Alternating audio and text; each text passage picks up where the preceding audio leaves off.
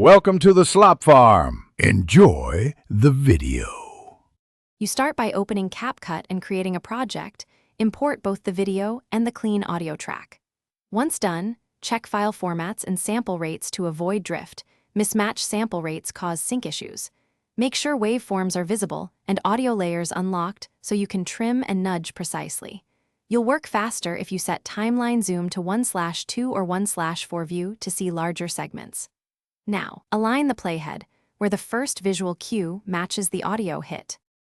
You align audio peaks to the visual action, look for lip flares or instrumental transients and match them to waveform spikes.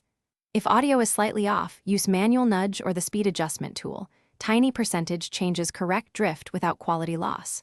For multi-clip timelines, split at consistent sync points, ripple edits downstream, then join clips to preserve alignment.